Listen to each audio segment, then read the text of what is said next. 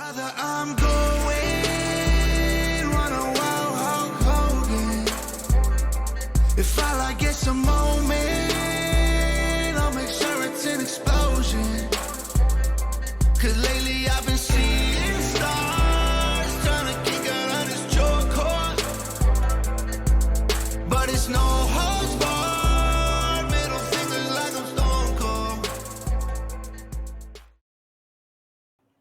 What is up, ladies and gentlemen? Thank you for tuning in to another episode of the Slapping Lead Wrestling Podcast. We're going to sit here and we're going to break down Crown Jewel. I finally was able to check it out, and we're going to talk about it, give you my thoughts and opinions on it. And just overall, let's just start off from the jump. I thought this was very, very mid at best. 6 out of 10, mate, like a C plus. It wasn't bad. There wasn't anything necessarily exciting that came from Crown Jewel. It met the expectations I had of being a filler pay-per-view, premier live event, and there just wasn't any real.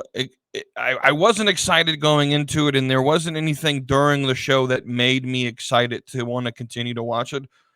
And so it felt like at times it felt like another episode of Raw to me. I'm going to be completely honest.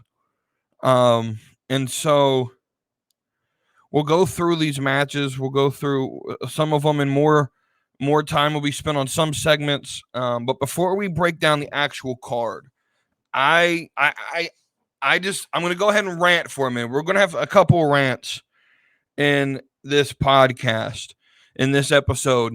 We're probably going to have a couple of rants, and we're going to start with the first one. The first one is something I've ranted about before. This is a serious thing for me, right? And we may consider it like first world problems, but it's the start time, right? It's a problem. It's a problem to me to have a 1 o'clock start time pay-per-view. Twice a year is fine. 3 times a year, I can understand it. But in the year of 2024, we're probably going to have 5 or 6 of them. And as a big fan of the product, I'm not going to be interested in having to watch replays. And everyone's going to be like, well, you could just replay it on Peacock. After it's over, they miss the point. The fun of watching wrestling is the interaction with the community of people to watch it with. Without, I had to go to great length today while I was at work, muted all the Discords I was in that referred to wrestling, stayed off of Facebook, stayed off of Twitter, stayed off, I muted all of my group chats, with my friends that watch wrestling, right? I gave numerous amounts of reminders. Hey, the show starts at 1. Don't spoil it if you watch it. And there's no reason in the world why the major audience of why the American audience of an American company has to go to that great lengths to watch their programming. And if you do that 6 months, let's say we get 4, there's already 4 planned. I'm assuming 2 Saudi shows, Germany and Australia, with Paris more than likely going to be announced. So that's 5. And it would not surprise me if they add a 6th show that was international, Puerto Rico or Mexico or something like that. If we're going to do that, and the start times have to change, right, 5 or 6 times to where they started 1 or 2, I'm be honest with you, I'm not going to buy into your product. I'm just not going to buy into that product. There's no reason for me. I'm not going to have a reason to sit here and spend time to get into a product that you obviously don't want me to watch with a group of people. And then the argument of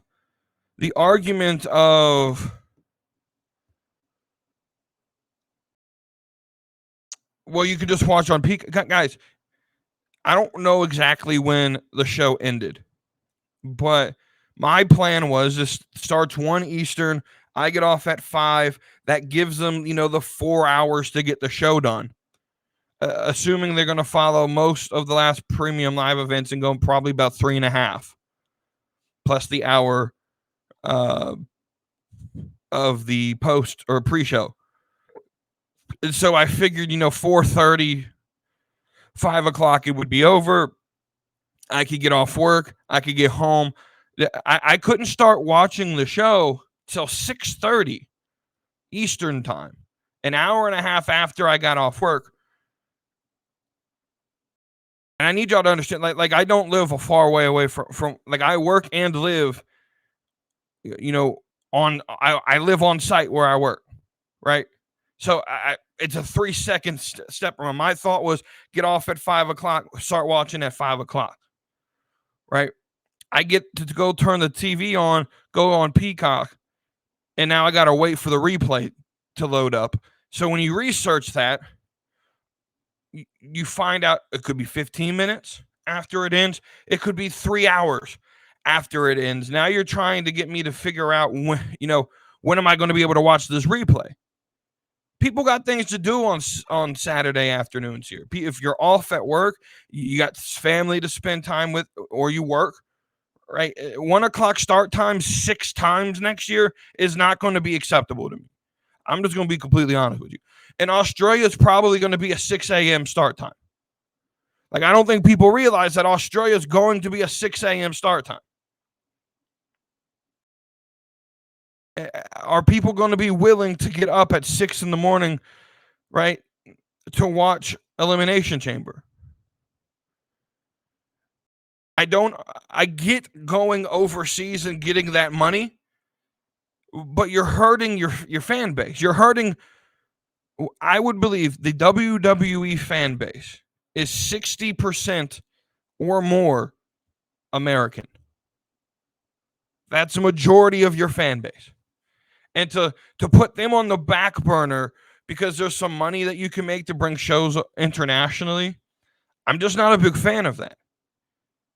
It's the same thing Endeavor did with UFC. And guys, when I say that they're going to start charging $70 for premium live events, don't look at me and say I'm crazy, because that's what they're going to start doing. Y'all going to start paying for these shows every month. And I'm going to stop doing PLE reviews, because I'm not paying $70 a month for a show. I'm just not. It's just not happening. I know Endeavor, and until Endeavor proves me wrong, I'm not going to sit here and believe anything different. But these 1 o'clock start times are crazy to me. So there's that rant. That's how we're going to start the show off. There's no reason in the world why we can't choose 11 cities in the United States to do premium live events, and go and give the overseas international crowd a SmackDown or a Raw, right? And maybe you can do like a super show like they did in India. I just don't understand why PLEs need to be international. It makes no sense to me. It really makes no sense to me. But let's break down the card. Pre-show, Sami Zayn beat JD McDonough. Again, I don't know really who cares. Like, that's how I feel about Monday Night Raw in general. It's like who cares? Again, it was mid. It was a very mid match, right? So then you start the show with Seth and McIntyre in a match that was, it was decent. It was a pretty decent way to start the show. But anyone here who thought Drew McIntyre had a chance to win, let me talk to you real quick. Y'all ain't paying attention. Y'all not paying attention. McIntyre's leaving. I've been saying this for weeks now. McIntyre has not re-signed. He's not going to re-sign, and I don't think Endeavor's going to pay him what he wants. McIntyre's gone. I've been saying this. I think it's very possible that Drew Galloway will be in TNA in February. I think it's I don't think he fits AEW. I think it's very plausible that Drew McIntyre, Drew Galloway, goes back to TNA.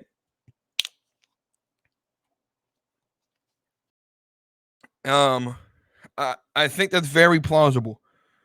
Right, so for anyone who thought Drew actually had a shot at winning this match, y'all not paying attention. Right? It's okay to pay attention to outside sources. It's fine to do that. Right? I don't anyone who picked Drew McIntyre to win this match, I really need to ask why you would do that. He stood no chance. There was no way in hell they were going to put the belt on him for 3 months and then have him walk out of the company. Right? It was a decent match.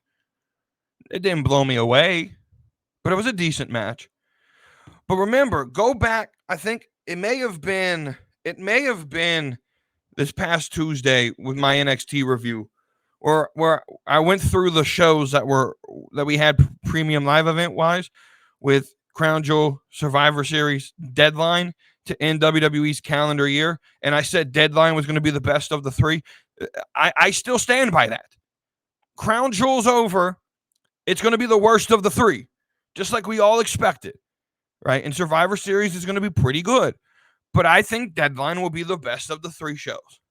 I'm not even kidding. I'm not even joking here. Deadline is the best of the three shows, in my opinion. On January 10th, when all three shows are done, we're going to come back to this and we're going to think, oh, yeah, We Too Deep was right. Deadline was the best of the three shows. Priest tried to cash in and he gets stopped by Sami Zayn. Again, all of this story leading to probably what's going to be the Survivor Series match, whether it's War Games or not. I think they announced War Games was happening, but we could talk about that here in a minute. We had the 5-way for Rhea Ripley's title, which Rhea won. Again, not surprising at this result. Not surprising at all. People shined in this match. It was again a decent way to start the show. But if you saw any other result, you were looking too hard to try to take the title off of Rhea. You were doing too much. I told you on the preview show. I told you on the preview show we probably wouldn't get title opportunities or title changes. These are filler shows. These are the title changes aren't going to happen in Saudi Arabia all that often. They're filler shows. You're not going to get the big title changes at these events. All right, so then we moved to Solo Sikoa and John Cena. I was wrong on predicting this. I picked Cena was going to win, and I picked it for storyline reason. That my idea of Cena winning would be Roman would be disappointed in Solo, and that's how you begin the shift of having Solo get disrespected and then turn on Roman. Obviously, I think they're going a different direction storyline-wise. I'm assuming Cena's getting ready to just up and dip again, and he's done. And that's my understanding of what we saw. At least that's what I picked up from what they were putting down. Solo Sikoa beats the living hell out of Solo Sikoa. And then Cena sort of walks away slowly, getting the standing ovation, which looked like a retirement standing ovation. And so now the whole IWC's out here thinking, oh my God, John Cena's going 8. John Cena ain't going nowhere. Shut the fuck up, dudes. Y'all overreacting. Cena's going back to Hollywood. That's where Cena's going. Cena's going to Hollywood. This isn't surprising. We knew this would happen. Cena signed through October. We're 4 days after October. We knew this was going to happen. We knew he was going to go with the crown jewel, and we knew this was going to be the last event. Y'all doing too much. The fans just do too much. Pay attention, right? That's going to be the overall rant of this episode. Just pay attention to the details that we have. Stop trying to do too much. Because what y'all do is you build too much expectation and you get disappointed, and then you bitch on the internet. Y'all doing too much. Complaining that Cena needed that. Cena didn't need that. If you couldn't tell exactly what was happening, Cena's entire goal was to get Solo Sikoa and LA Knight over. That was the reason he came back and did 10 weeks of programming, was to get LA Knight and Solo Sikoa over. He accomplished that mission. He accomplished it. Y'all doing too much to assume anything else was going to come out of this.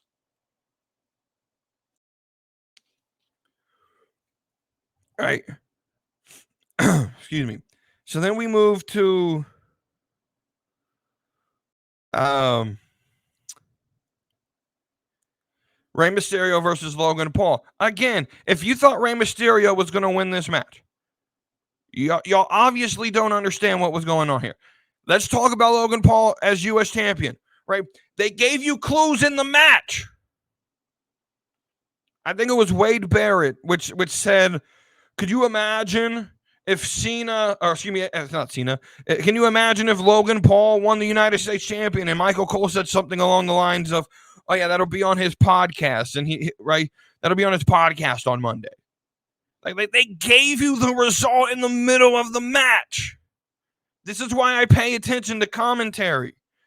They tend to give the result away. If you pay enough attention to commentary, they tend to lead you to where you're supposed to go. That's their job.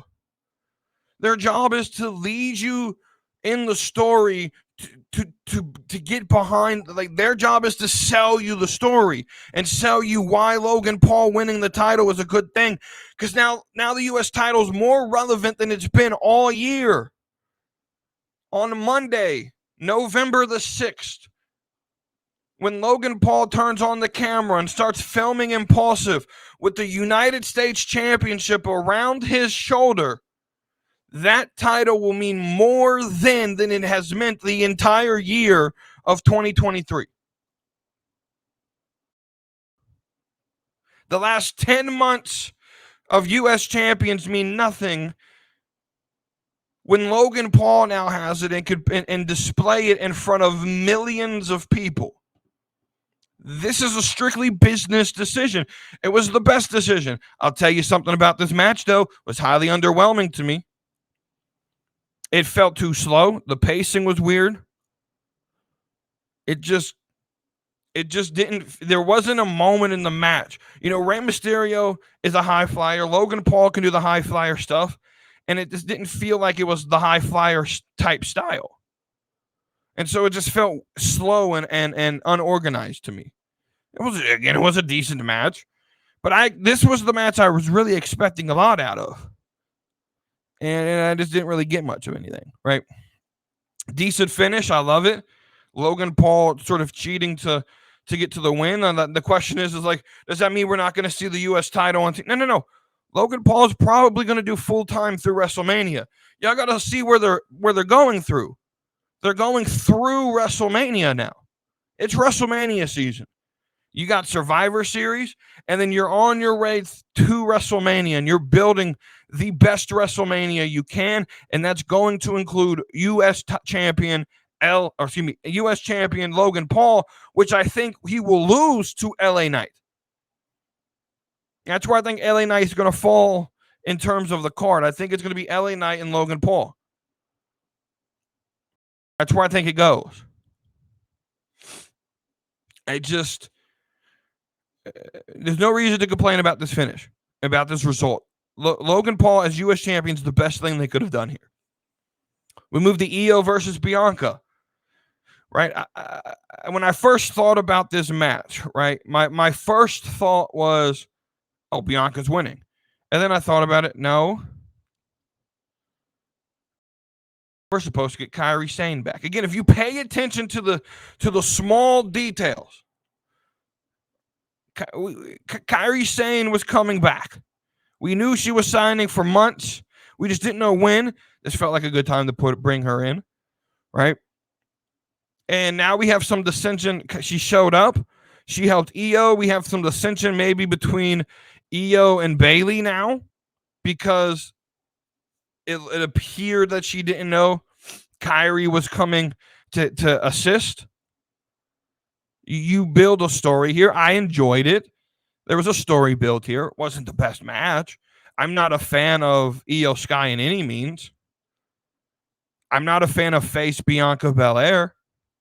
I think you could give her some edge. You can make her a heel and still have her be, the fan favorite among the children. I really think I've already gone on that rant though. Kairi Sane coming back doesn't do anything for me. It's no different than Io and Asuka. I don't see what the point is. It doesn't do anything for me, right? It just doesn't. We moved to Cody and Priest again. Just didn't do anything for me. Cody Rhodes picks up the win. Excuse me. Which we all knew he was going to win. You don't have Cody Rhodes lose. They're building him to WrestleMania. He's not going to lose this. I don't know what this did for Damian Priest, though. He looked like a fucking idiot. He loses this match. He goes to cash in, and he doesn't do it quick enough, and so Sammy stops. He looked like an idiot.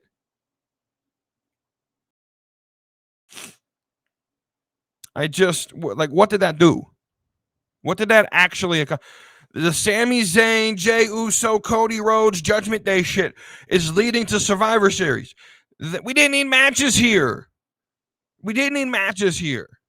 This card was all filler to lead to Survivor Series, like I said it was going to be. This was another episode of Raw and SmackDown on a super international stage. It was a super show disguised as a premium live event. And if that's how you make your money, cool. But I don't see how you could do this long term and expect people to want to pay attention and to want to tune in on a Saturday afternoon when the shows are pretty mid. We get to the main event, Roman versus LA Knight. This is where we're going to sit for a minute. This is going to be the next rant. Roman Reigns, of course, retains the Universal Championship with the help of Jimmy Uso.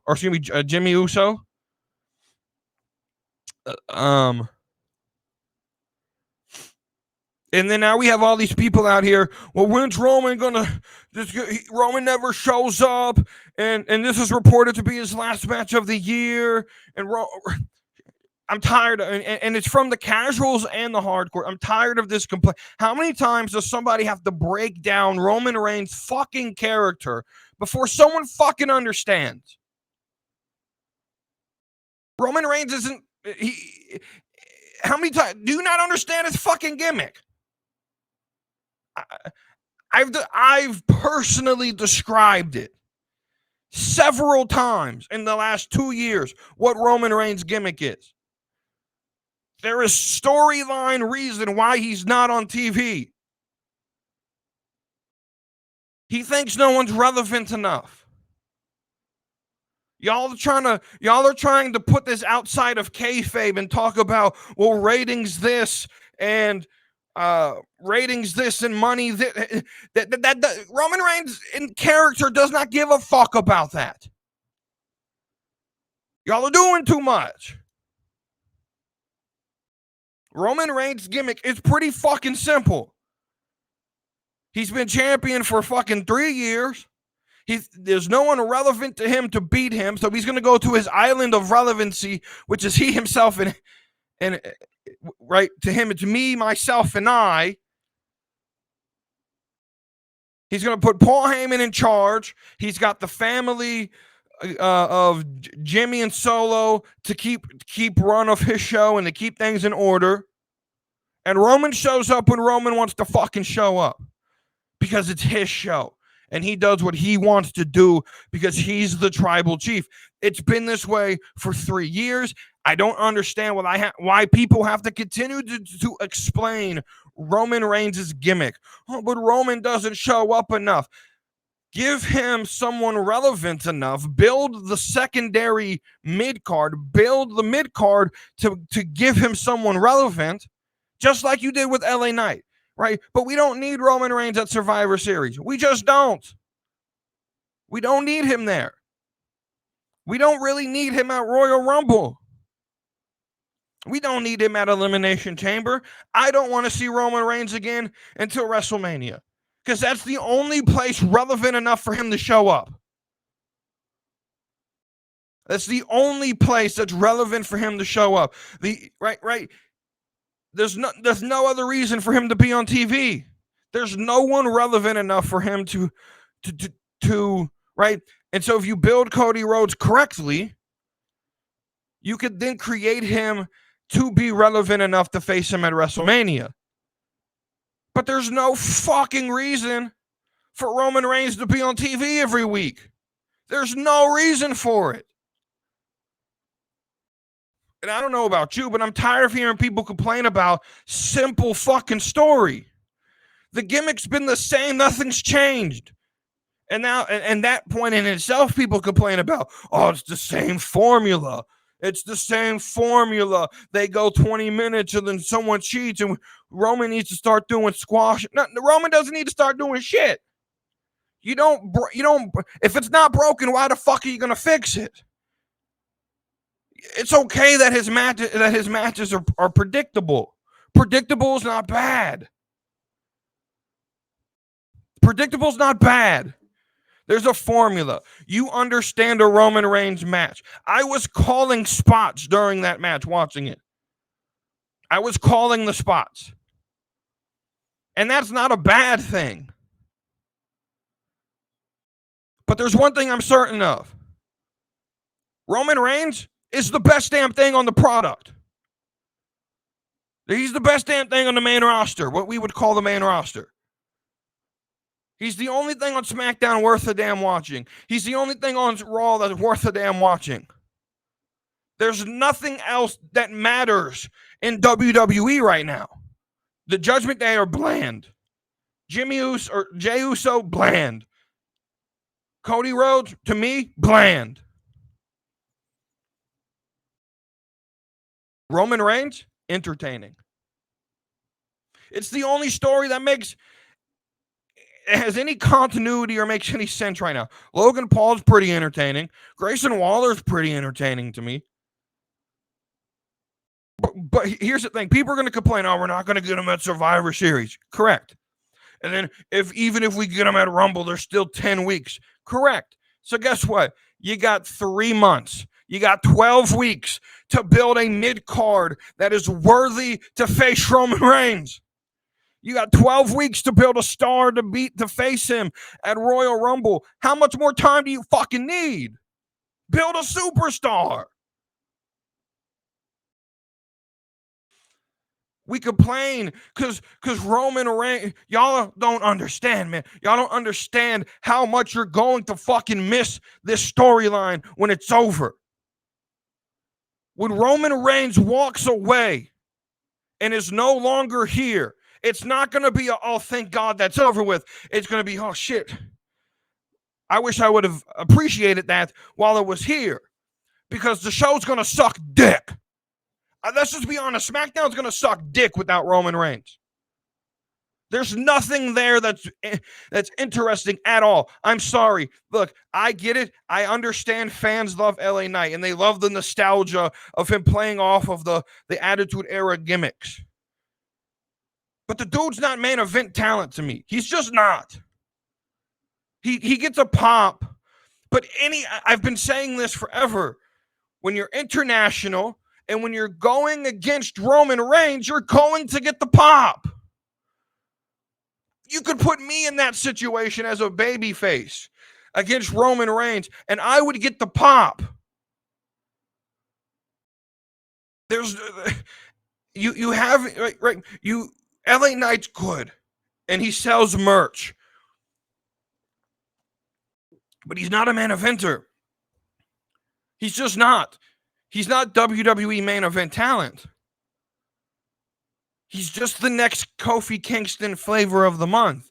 And that's not a bad thing. Kofi Kingston's a Hall of Famer. When his career's done, he's going in the Hall of Fame. Probably twice. Individually and with New Day.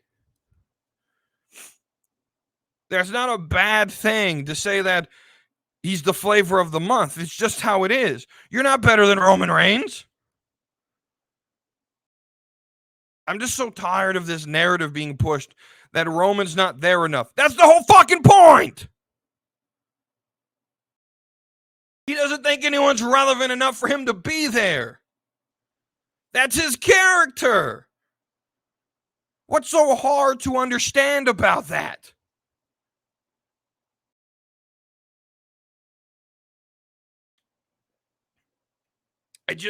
I don't understand what we're complaining about. I just don't. That's his character, dude. That's who he is. That's who he is. He shows up when there's someone relevant enough or there's a threat to his family. Y'all look too hard into the business aspect of it, right? The hardcore fans look too, they forget kayfabe and they just want their favorites to win. And the casual fans forget kayfabe and they just try to think of it about money and ratings. It's a lot more than that, dude. It's about a fucking story. It's about storyline and there's character development. And I get it. It's a long story. But y'all sat through Lord of the Rings. How fucking long was that movie? Well past the amount of time that's acceptable for any fucking movie. None of y'all complained. Y'all sat there and watched it. And now we make jokes about how long Lord of the Rings is. Is this a long title reign? Yeah. But it's entertaining as fuck. Right? But we see that without Roman, it gets stale. Right, this direction they moved, separating Jimmy and Jay and trying to make them. I told you we didn't need this. It was going to make the product stale. We didn't need this. Keep it within the fan. We didn't need to insert LA Knight. We don't need to insert Cody Rhodes. We should have just kept it within the family.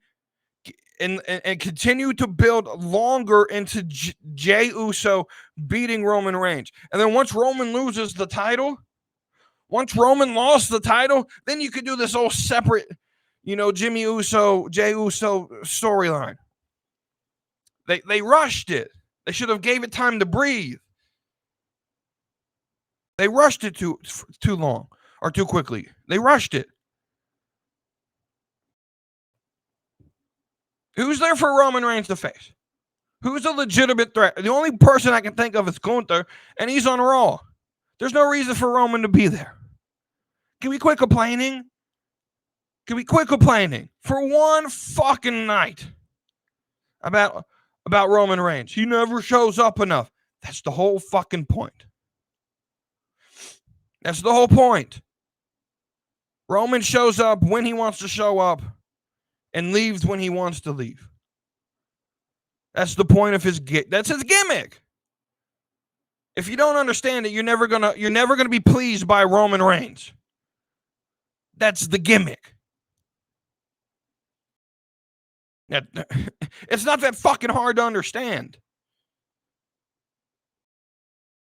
Overall, though, Crown Jewel was, like I said, it's very mid. Nothing, right? Which was what I expected. It met expectations. I'm not upset. It met expectations, right? I'd give it a C plus at best, right? It met expectations. Yeah. I mean, I guess. As we finally can focus on Survivor Series, we can finally start to figure out what's going to happen here. If it is War Games, I'm not a big fan of that. We'll talk about that on the next show, though, on the weekly show. I want to confirm that it's War Games because I really wasn't paying attention to the commercials, or when there wasn't like a segment on, I wasn't paying attention. I'm gonna be completely honest with you. I wasn't into this at all. And so if it is War Games, we'll talk about why I don't like that it's War Games. I'm also going to talk about probably bring up CM Punk again because I thought my prediction and what I thought should have happened was that CM Punk should have showed up tonight. And I'm going to explain that on, I guess, Monday night, Tuesday morning's episode whenever it gets released. And we'll do that. Join the Discord. Links in the description. Get your merch at slapandmeatwrestling.com. Thank y'all for listening or watching. Like, share, subscribe, leave a review if you're listening on a podcast network. Thank you again for listening and watching, and I'll see y'all in the next episode. Brother, I'm going run a wild Hulk Hogan. If I like get some moment, I'll make sure it's an explosion. Cause lately I've been seeing stars trying to kick out on this jaw core, but it's no hope.